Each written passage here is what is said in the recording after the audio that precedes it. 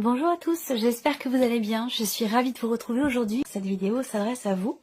Si vous êtes Gémeaux, si vous êtes ascendant Gémeaux ou si vous avez votre signe lunaire en Gémeaux, quel que soit votre signe solaire. Allez, on y va. On commence par la tendance énergie dominante, le 4 de bâton. Donc là, ça va dans le sens de ce que je viens de vous dire.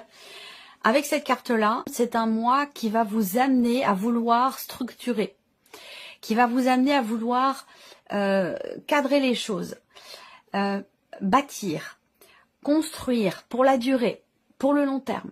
Ça va être aussi pour certains d'entre vous un mois très important pour tout ce qui touche à la sphère familiale. Donc il peut y avoir des éléments ou des événements importants concernant la famille, mais concernant aussi peut-être votre lieu de vie. Ça va dépendre évidemment de chacun de vous. Bien évidemment, vous n'avez pas tous le même vécu et heureusement. On va regarder votre énergie à vous, les Gémeaux. Qu'est-ce qu'on a? Le pendu.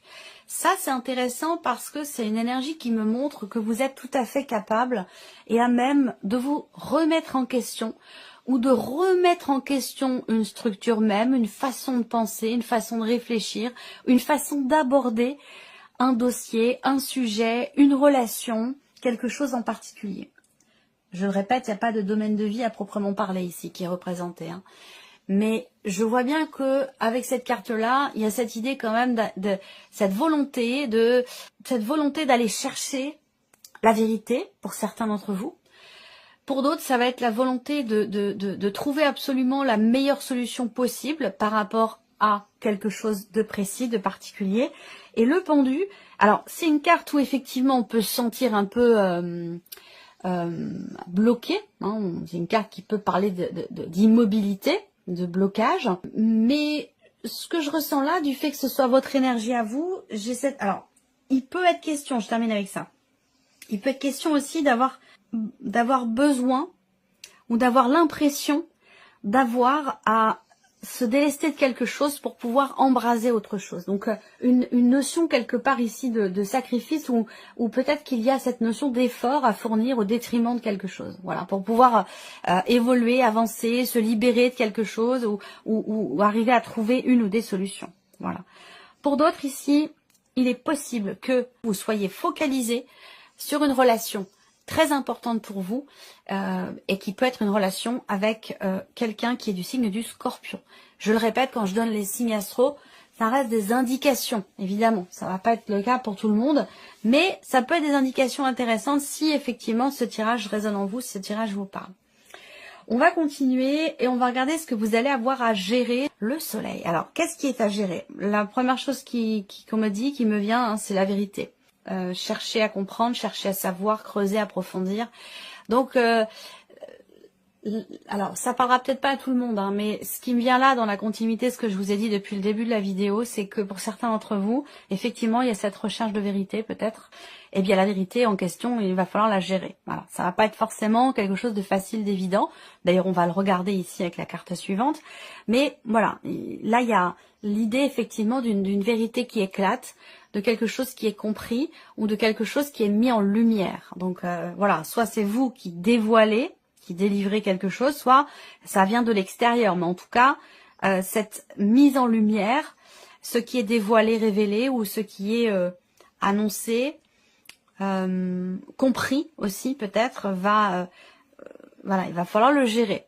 Il peut y avoir cette idée aussi là pour certains, dans ce qui est à gérer, c'est de prendre son mal en patience et d'arriver à s'adapter aux situations, aux personnes, aux énergies pour pouvoir aller au bout de quelque chose. Comme si vous n'y étiez pas encore tout à fait, mais vraiment, vous l'avez au bout des doigts, cette réussite, cette victoire, ce succès, mais pas encore tout à fait. Donc voilà, il y a comme ça, il est question de gérer en fait peut-être l'empressement, d'avoir à accepter aussi peut-être de laisser derrière soi certaines choses pour pouvoir avancer et atteindre ce succès que vous attendez peut-être. Enfin, voilà, il va être question de ça aussi pour certains d'entre vous. Alors on va continuer, on va voir ici comment vous allez gérer les choses justement. Le 8 de coupe, bon, eh bien c'est ça. Je vous en ai parlé. Ça va avec votre énergie ici. Comment vous gérez les choses, l'énergie est en accord avec votre énergie à vous. C'est-à-dire que là, avec cette carte-là, comment vous gérez les choses, vous êtes dans l'acceptation. du fait de laisser effectivement quelque chose derrière soi. Donc c'est en accord total avec l'énergie du pendu, où on a peut-être ici un sacrifice à faire, un effort à faire pour avancer, pour atteindre un but, un objectif. Et cet effort, effectivement, il est visiblement au détriment de quelque chose d'autre. Mais dans la manière dont vous le gérez, il y a vraiment cette notion d'acceptation en fait ici. C'est pas de la résignation, hein. C'est pas de la résignation, c'est juste qu'il y a un cheminement qui a eu lieu, il y a un cheminement qui s'est fait et qui fait qu'aujourd'hui vous acceptez cet état de fait qui est de laisser effectivement quelque chose derrière soi pour pouvoir avancer, de s'en défaire, de s'en détacher. Voilà. Alors cette notion de sacrifice dont je vous ai parlé, elle peut être choisie. Elle peut être subie. Ça va dépendre évidemment de chacun de vous. On regarde ici le petit message. Ici, on a un message, une guidance ou un conseil pour vous par rapport à tout ce que l'on aborde ici. Les règles d'or. Alors là, on vous donne les règles d'or. S'aimer, aller à son rythme, décider pour soi, rester positive ou positif, s'accepter et se faire confiance. Ça regroupe vraiment les 3 piliers très importants qui sont l'amour de soi, l'estime de soi, la confiance en soi. En général, quand tout ça est aligné, les choses se passent plutôt bien. Voilà. Alors, on continue. On va regarder quels sont vos atouts, ce sur quoi vous allez pouvoir vous reposer, vous appuyer par rapport à tout ce que je viens d'aborder. C'est très intéressant que vous ayez ce cadre de denier parce que votre atout, votre point fort ici, par rapport à tout ce que je viens de vous dire, c'est votre capacité à lâcher prise. Votre capacité à lâcher prise, à accepter de laisser, à accepter de lâcher tout ce dont on vient de parler. Hein, c'est en accord complet. Hein. Donc il y a vraiment votre atout, votre point fort ici, c'est vraiment ça. C'est vraiment cette capacité à effectivement à accepter de laisser quelque chose partir, de laisser quelqu'un partir ou de lâcher prise par rapport à une situation, un travail, quel que soit le domaine qui peut être concerné. Il y a aussi cette notion de gestion par rapport à l'aspect matériel et financier ici. Hein. Voilà. Tout ce dont je vous ai parlé depuis tout à l'heure, ça peut très bien être en rapport avec un lieu de vie ou une situation matérielle ou financière. C'est tout à fait possible. Ce que je peux voir là, sur votre atout aussi, c'est cette capacité que vous allez avoir à centrer les choses sur l'essentiel. À savoir, je connais mes priorités, je sais ce que je vaux, je sais ce que je veux et je sais ce que je laisse. Donc, il y a cette notion ici de protection, de préservation, quelque part, de ce qui est très important pour vous, de ce qui a énormément de valeur à vos yeux. Ça, c'est un point fort parce que certainement, il est fort probable que ça détermine finalement la direction dans laquelle vous irez. On continue. Ici, on va avoir l'inattendu de Reine de Coupe. Alors, l'aspect inattendu. Alors, premièrement, cet inattendu peut venir de quelqu'un. Ça peut venir de quelqu'un qui est poisson, cancer ou scorpion. Ensuite, on a une dimension inattendue dans l'aspect également familial. On peut voir ici quelqu'un de la famille, de la fratrie, votre partenaire, votre conjoint, quelqu'un de proche de vous. Donc on peut avoir un inattendu dans un relationnel avec cette personne. Et il me semble vous avoir déjà parlé d'une personne du signe du Scorpion. Donc faites la corrélation avec ce que je vous ai dit tout à l'heure, si on est dans un aspect relationnel pour certains ou certaines d'entre vous. Le côté inattendu, c'est aussi les émotions qui font le yo-yo.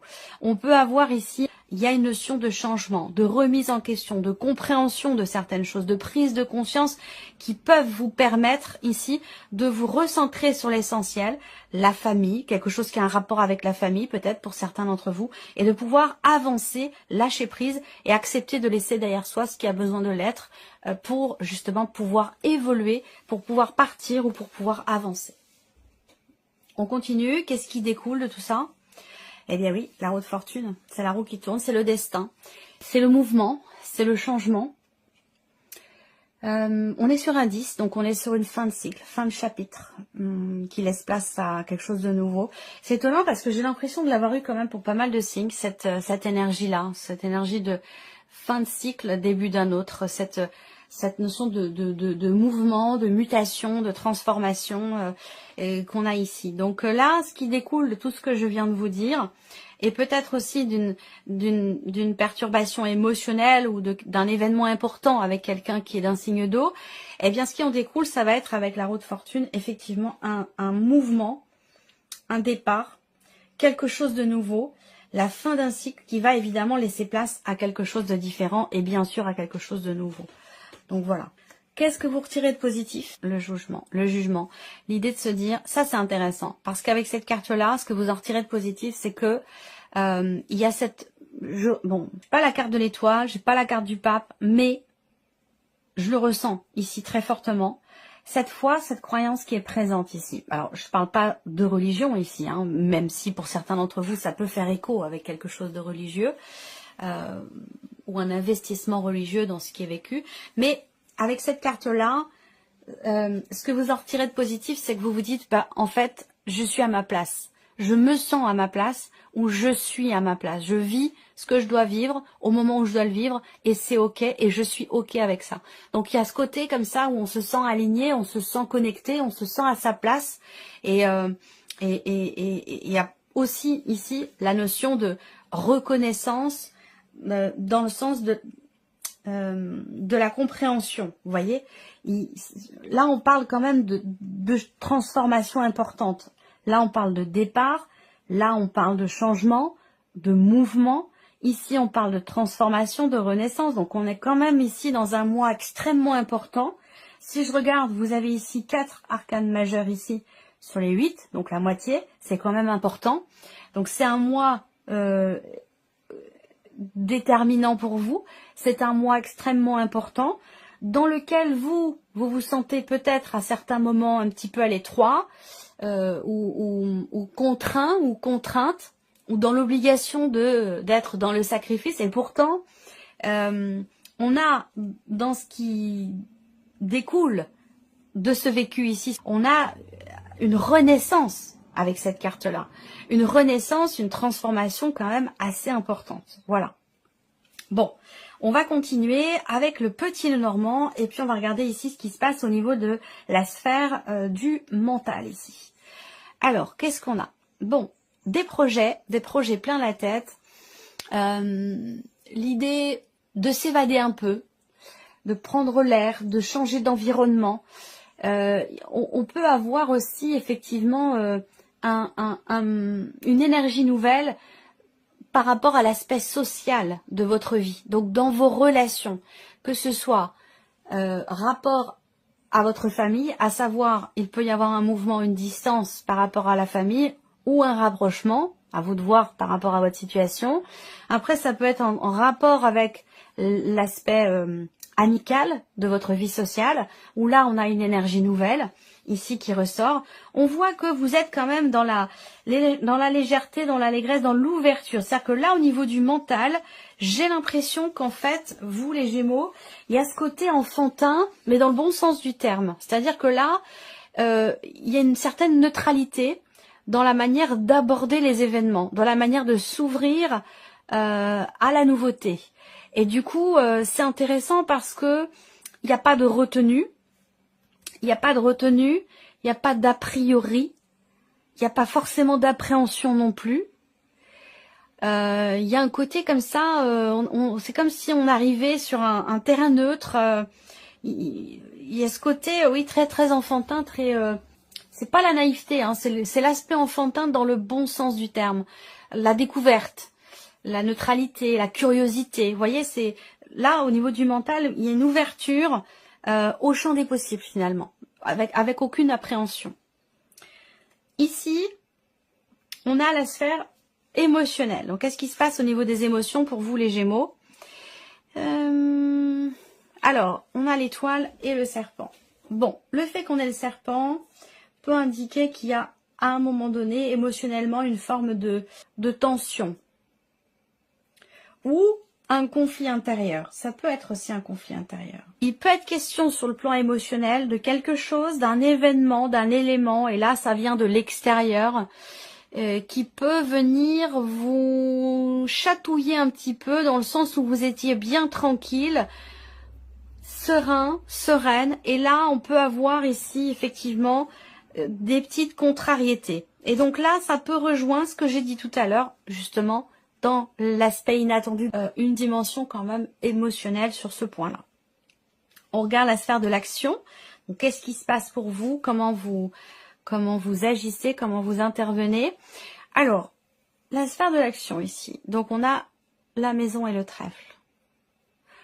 On tente sa chance. Et la maison, vous voyez, on ouvre avec la maison, on clôture avec la maison. Donc ici, dans la sphère de l'action, il y a encore cette notion, cette idée de consolider, de construire et de bâtir. Et l'idée aussi là, de tenter sa chance, de savoir saisir les opportunités au moment où elles se présentent. Et ça, c'est important, de ne pas rater le train. Vous voyez, là, le train, il passe. Le train passe et je pense que vous savez le saisir, votre chance au moment où elle arrive, au moment où elle se présente. Voilà. Alors, donc là, on revient aussi par rapport à ce que je disais au début, soit dans une dimension familiale avec des personnes avec qui vous avez des liens du sang, soit concernant vraiment un aspect purement matériel et financier, peut-être lié à de l'immobilier. On a ici l'idée, encore une fois, effectivement, de tenter quelque chose. Le trèfle, c'est aussi quand même une énergie positive, dans le sens où, eh bien là, il peut très bien être question d'un nouvel environnement, d'un déménagement, d'un mouvement par rapport à l'aspect matériel, par rapport à votre lieu de vie. Là, on a clairement ici cette énergie qui est représentée un petit peu partout dans votre tirage. Et là, on est dans quelque chose de positif avec l'énergie du trèfle. Donc voilà, alors on va regarder maintenant quels sont les messages pour vous avec le petit oracle de la tatou-thérapie, comme pour les autres signes. Je vais laisser venir 4 cartes. Allez, c'est parti. Première carte, premier message pour vous les Gémeaux. On a la carte de la colère. Si vous sentez la colère monter en vous, trouvez un endroit pour vous poser et fermez les yeux le temps que la pression redescende. La position allongée est ici très recommandée. Respirez un bon coup avant de réagir, ça pourrait vous éviter de vivre des drames irréversibles. Ensuite, deuxième carte ici, on a pour vous la carte du guide. Telle une canne blanche pour un aveugle, un guide vous protège. Grâce à lui, vous parviendrez à éviter tous les dangers. Vous verrez toutes les manigances et les mauvaises rencontres arriver de loin, avec le meilleur moyen de vous en prémunir. Vous serez aidé par le ciel pour dissiper toutes les sources négatives autour de vous. Donc là, vous êtes guidé, accompagné, soutenu. Troisième carte, troisième message, et là vous en avez 2. Alors, on a la carte de la fidélité. Soyez fidèle à vous-même en toutes circonstances. Recentrez-vous rapidement si vous êtes sur le point de céder à la tentation. Faites attention aux propositions douteuses, contraires à vos valeurs. Elles ne sont que de la poudre de perlimpinpin. Si vous arrivez à garder les pieds sur terre, tout ira bien. Et la deuxième carte pour vous, c'est la carte des valeurs. Prenez garde à ne pas juger les gens ou leurs actions. L'interprétation de vos jugements de valeur et de vos comparaisons pourrait, si vous n'êtes pas assez vigilant, vous faire regretter certaines de vos réactions à chaud. Contentez-vous de rester juste et à votre place. Et le dernier message ici, quatrième carte, vous avez le yin et le yang. Respirez et soufflez un bon coup, car l'équilibre se trouve entre paradoxe et complémentarité. Vous devez simplement apprécier votre vie avec tous ses aléas et telle qu'elle se présente à vous. Vous retrouverez bientôt un juste équilibre dans votre quotidien. Voilà pour vous, mes chers Gémeaux. J'espère que cette vidéo vous a plu. J'espère que ce tirage résonne en vous en tout cas. Et puis, bien entendu, on se retrouve très bientôt pour les prochaines vidéos. Au revoir. Au revoir.